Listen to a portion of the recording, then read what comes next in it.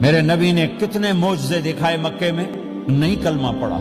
بدر میں ان کے 70 مارے گئے، فرشتوں کو دیکھا، جبریل کے گھوڑے کی آواز سنی، کلمہ نہیں پڑھا۔ خندق میں شکست ہوئی، کلمہ نہیں پڑھا۔ پانی نکلتے دیکھا، انگلیوں سے کلمہ نہیں پڑھا۔ ایک بکرے کا ایک بازو پکایا، ایک بازو بکرے کا، ایک اگلا جو بازو ہوتا، اور 40 آدمیوں نے کھانا کھایا اور ایک بوٹی کم نہیں ہوئی، ایک بوٹی کم نہیں ہوئی، کلمہ نہیں پڑھا۔ لیکن جب میرے نبی نے کہا جاؤ معاف کیا تو سارے ہی کلمہ پڑھ گئے کہ واقعہ یہ اخلاق نبی کے ہو سکتے۔ حنین کی جنگ میں جب بھاگے لوگ، شکست ہوئی، تو ایک صحابی کا بھاگتے ہوئے پاؤں ہمارے نبی کے پاؤں پر آیا، اور جوتا سخت تھا، تو آپ نے کہا اوجعتنی، اور آپ کے ہاتھ میں چھڑی تھی، آپ نے اس کو یوں ماری، کہا اوجعتنی، ارے تو نے مجھے کتنا زیادہ درد پہنچایا، دکھ پہنچایا۔ وہ بیچارے پگھل کے رہ گئے اور پریشان ہو گئے، اور فرماتے ہیں سارا دن میں پریشان، ساری رات پریشان کہ اللہ کے نبی کو میں نے تکلیف پہنچائی، اب میرا کیا بنے گا۔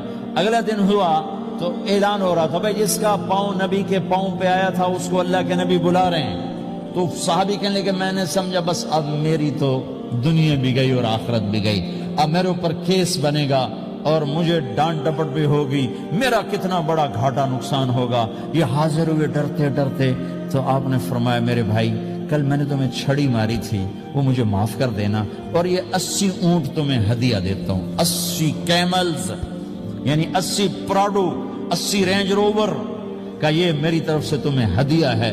وہ حیران پریشان، یہ میرے نبی کے اخلاق ہیں، یہ میرے نبی کے اخلاق ہیں۔